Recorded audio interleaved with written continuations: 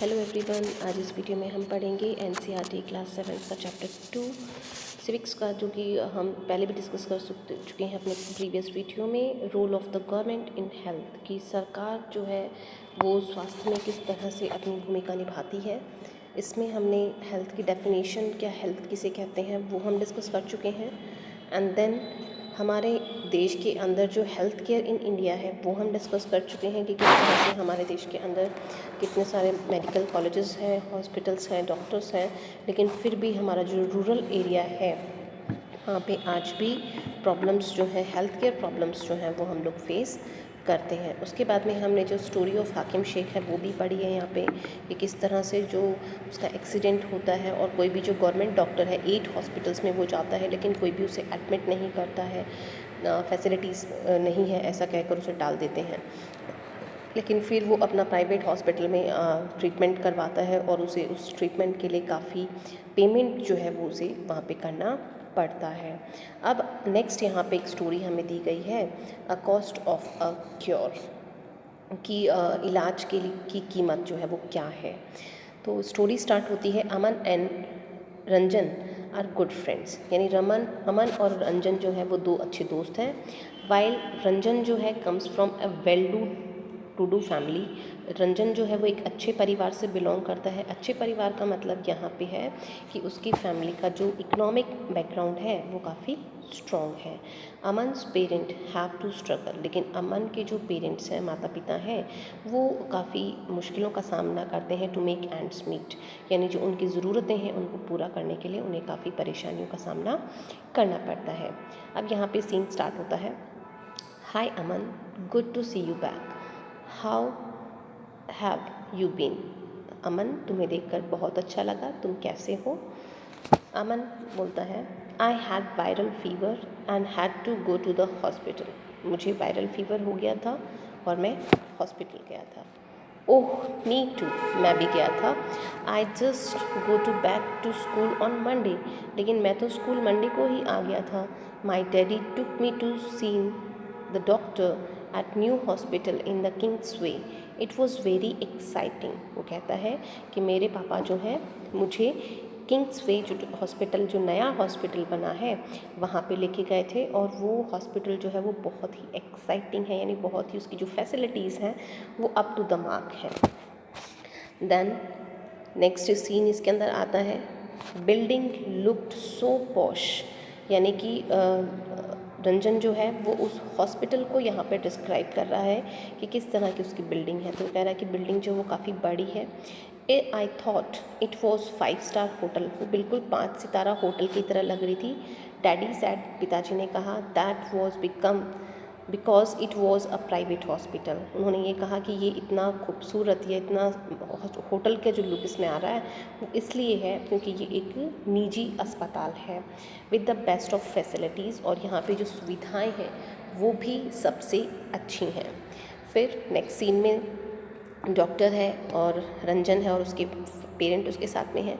Daddy has to, ये reception का scene है, सॉरी, डैडी हैज़ टू पे Rs 500 at the reception counter itself, उन्होंने कहा कि पिताजी ने 500 रुपये जो है वो रिसेप्शन काउंटर पे जमा कराए, before we even meet the doctor, doctor से मिलने से पहले, यानी ये डॉक्टर की फ़ीस थी जो रिसेप्शन पे उन्होंने जमा करवाई।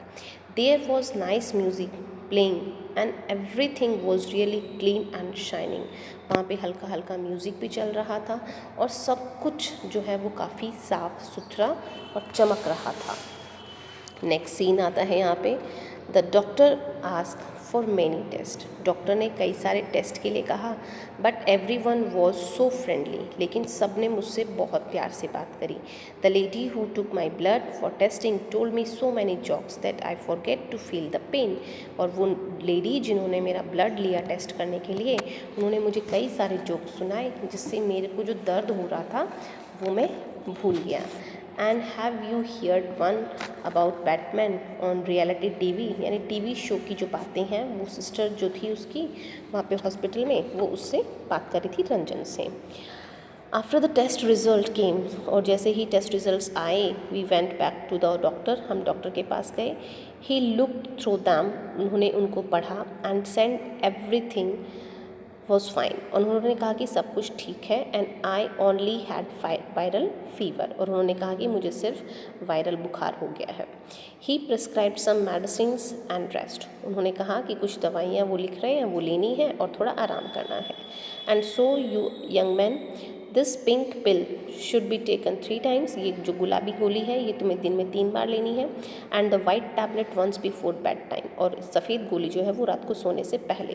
दैट्स फॉर द बॉडी एक, और अगर ये जो है तुम्हारे शरीर में अगर दर्द हो तो उसके लिए है। This one is a syrup, ये जो है एक सिरप है, पीने की दवाई है। डोंट वरी इट्स टेस्टी, और टेंशन मत लो ये बहुत ही अच्छी है, टेस्टी है, फ्लेवर इसका बहुत अच्छा है। Thank you doctor, I feel better already, मुझे अभी तक भी काफ़ी अच्छा लग रहा था। You see I have been dying to tell you about it, मैं तो मरे ही जा रहा था तुम्हें ये सब बताने के लिए। बट वॉट अबाउट यू, लेकिन तुम्हारा क्या, तुम्हारे साथ क्या हुआ। विच हॉस्पिटल डिड यू गो, कौन से हॉस्पिटल में तुम गए थे, रंजन ने अमन से पूछा।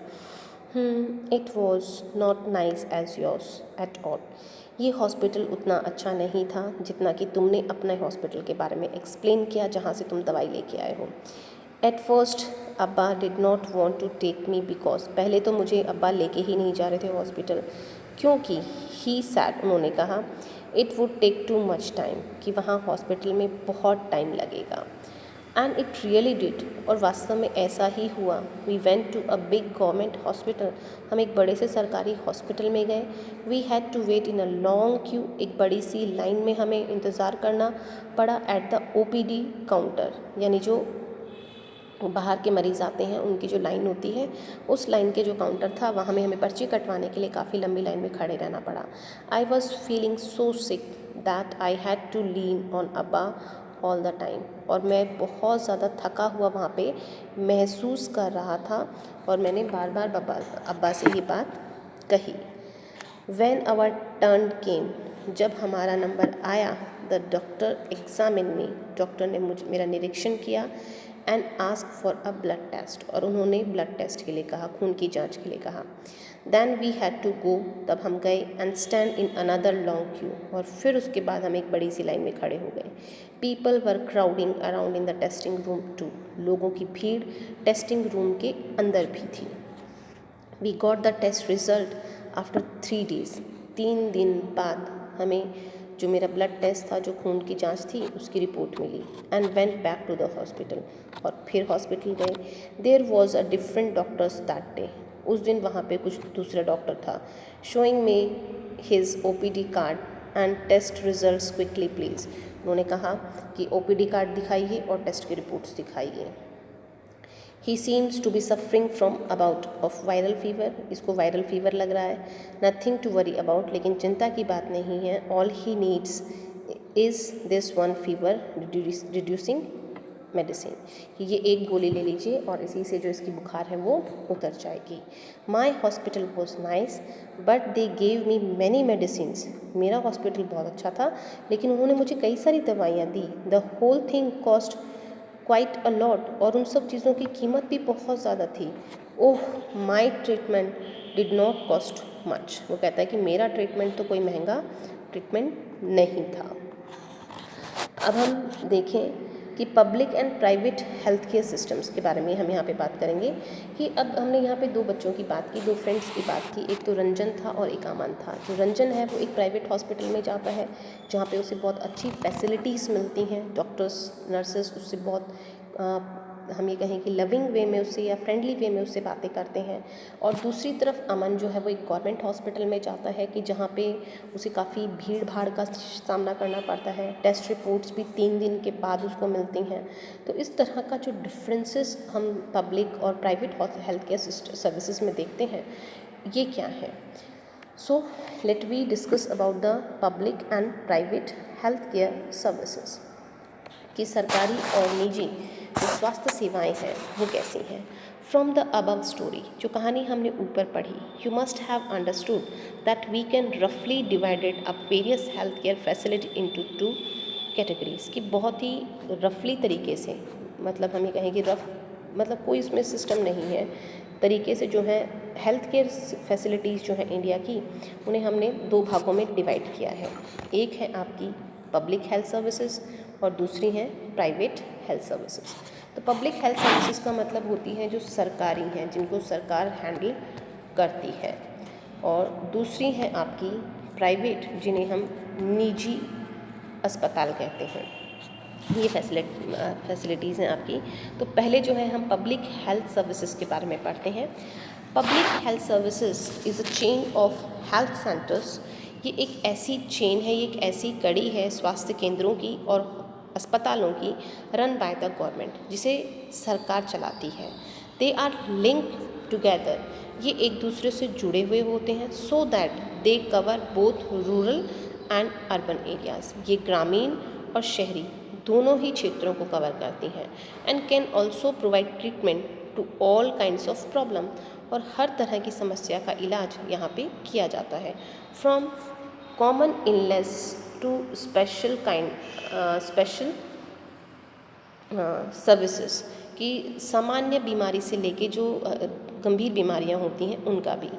Eight the village level there are health centres where there is usually a nurse and a village health worker. गांव में अगर इस तरह के जो स्वास्थ्य केंद्र हैं, वहाँ पे हम सामान्यतः अगर देखें तो एक नर्स होती है और एक जो स्वास्थ्य कर्मी होता है वो होता है। दे आर ट्रेंड, उन्हें इस तरह की ट्रेनिंग दी जाती है in dealing with common illness, जो कि सामान्य बीमारी को हैंडल करते हैं। And work under the supervision of doctor at the primary health centre PHC, यानी ये एक डॉक्टर के निर्देशन में यहाँ पे काम करते हैं। डॉक्टर इनको जो दवाइयाँ बताते हैं वो दवाइयाँ ये मरीज़ों को यहाँ पे प्रिस्क्राइब करते हैं। Such a center covers many villages in rural area. इस तरह के जो केंद्र हैं ये ग्रामीण क्षेत्रों में कई गाँवों को कवर करते हैं। एट द डिस्ट्रिक्ट लेवल, और जिला स्तर पर हम बात करें, इज़ द डिस्ट्रिक्ट हॉस्पिटल, तो एक जिला हॉस्पिटल होता है that also supervise all the health centres, जो कि सारे के सारे जो स्वास्थ्य केंद्र होते हैं उनको सुपरवाइज करता है, उनका निरीक्षण करता है। Large cities have many government hospitals, बड़े शहरों में कई सारे गवर्नमेंट हॉस्पिटल होते हैं, such as the one were Aman was taken, एक वैसा ही हॉस्पिटल जहाँ पे अमन को ले जाया गया था। And also specialized government hospital such as the one in Hakim's story, और कुछ हॉस्पिटल्स वैसे भी स्पेशलाइज्ड होते हैं गवर्नमेंट हॉस्पिटल्स, जैसे कि हमने हकीम की स्टोरी में पढ़े कि वो इतने स्पेशलाइज्ड होते हैं कि उसकी बीमारी का इलाज उनके पास था ही नहीं। The health services is called public for many reasons. ये जो स्वास्थ्य सेवाएं हैं इन्हें सरकारी कहा जाता है फॉर मैनी रीजन्स, या हम कहें कि सार्वजनिक कहा जाता है कई कारणों से। In order to fulfil its commitment of providing health care to all citizen, कि सार्वजनिक इनको इसलिए कहा जाता है क्योंकि इसमें सबसे पहला जो इनका कमिटमेंट होता है, जो इनकी शर्त होती है कि ये सभी सिटीजन्स को, सभी नागरिकों को स्वास्थ्य सेवाएं प्रदान करेंगे। The government has establish these hospitals and health centres, और सरकार इन स्वास्थ्य केंद्रों की और हॉस्पिटल्स की, अस्पतालों को स्टैब्लिश करता है, वो उनको स्टार्ट करता है। Also the resources needed to run these services are obtained from the money that we the public pay to government as taxes, और इन स्वास्थ्य केंद्रों को और इन अस्पतालों को चलाने के लिए सरकार पैसा कहाँ से लाती है? सरकार पैसा लाती है हम ही से, यानी हम लोग जो भी पब्लिक है, जो भी जनता है, जो भी नागरिक हैं, वो सरकार को जो टैक्स पे करते हैं, उन टैक्स से इन हॉस्पिटल्स को या इन पब्लिक हॉस्पिटल्स को रन किया जाता है। One of the most important aspects of the public health system is that it is meant to provide quality healthcare services either free or at a low cost. In health care systems के अंदर या इस public health system के का मतलब ये है कि ये प्रोवाइड करवाएं, उपलब्ध करवाएं एक अच्छी स्वास्थ्य सेवाओं की क्वालिटी यहाँ पे होनी चाहिए। दूसरा, या तो ये बिल्कुल निःशुल्क होंगी या बहुत ही कम कीमत पर यहाँ पे सुविधाएं उपलब्ध करवाई जाएंगी, so that even the poor can seek treatment. और ये इसलिए किया जाता है कि एक गरीब जो होता है उसका भी इलाज हो सके। अनदर इम्पॉर्टेंट फंक्शन, और दूसरा महत्वपूर्ण कार्य जो है इन सार्वजनिक स्वास्थ्य केंद्रों का अगर हम देखें, is to take an action to prevent the spread of disease such as TB, malaria, jaundice, cholera. तो इस तरह की जो बीमारियां होती हैं उनके अगेंस्ट कार्य करना भी इनकी जिम्मेदारी है, ताकि ये समाज में ज़्यादा ना फैलें। डायरिया है, चिकनगुनिया है, etcetera. This has to be organized by the government with the participation of people, otherwise it not effective। और सरकार जो है इस तरह के प्रोग्राम्स को ऑर्गेनाइज करती है लोगों के सहयोग से, वरना तो ये कार्यक्रम जो है ये इफ़ेक्टिव नहीं होंगे। उदाहरण के लिए अगर हम बात करें, when taking up a campaign to see that mosquitoes do not breed in water coolers, rooftops, etc. This has been done from all the houses in the area। यानी जब ये कैंपेन चलाते हैं, ये जो है इस तरह की लोगों को अवेयरनेस देते हैं, तो ये लोगों के कूलर्स हैं, रूफ टॉप्स हैं, वहाँ पर पानी इकट्ठा ना करें, इस तरह की जो नॉलेज है वो लोगों को दी जाती है, क्योंकि इनके अंदर जो है मस्कीटोज़ होते हैं और उनसे बीमारियाँ फैलती हैं। रिकॉल द केस ऑफ हाकिम शेख। अगर हम हाकिम शेख के केस को रिकॉल करें, उसको याद करें, तो would you like to know that the court said in this case, कि क्या आप जानना चाहेंगे कि कोर्ट ने उस केस में क्या कहा होगा। अकॉर्डिंग टू अवर कॉन्स्टिट्यूशन, हमारे संविधान के अनुसार, it is the primary duty of the government to ensure the welfare of the people and provide health care facility to all. हमारे संविधान के अनुसार सरकार की ये प्राथमिक कर्तव्य होता है कि वो जनता की सुरक्षा के लिए या उसके कल्याण के लिए जो है अच्छी से अच्छी स्वास्थ्य सेवाओं को उपलब्ध कराए और सभी को कराएं। The government must safeguard the right to life of every person. सरकार जो है वो एक सेफ गार्ड होता है किसी भी व्यक्ति के जीवन के लिए, क्योंकि उसे जीने का अधिकार है।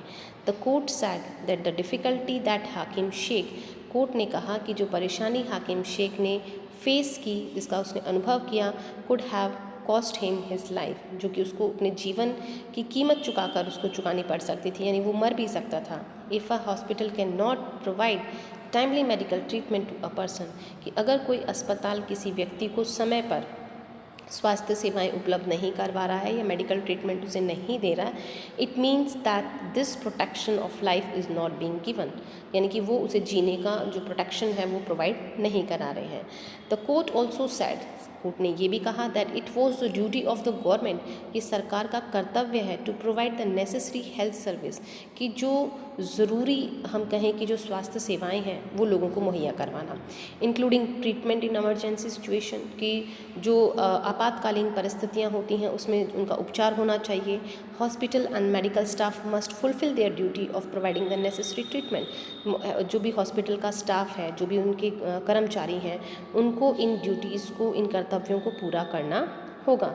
हाकिम Sheikh was denied treatment at various governments hospital, कि हाकिम शेख का ट्रीटमेंट करने के लिए कई सारे हॉस्पिटल्स ने मना कर दिया था। Therefore the court asked the state government to give him the money that he had spent on this treatment. तो कोर्ट ने ये कहा कि राज्य सरकार को उसे वो पैसा लौटाना होगा जो उसने अपने ट्रीटमेंट में प्राइवेट हॉस्पिटल में दिए हैं।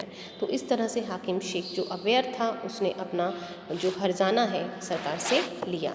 तो आज के लिए इस वीडियो में इतना ही। Thank you for watching.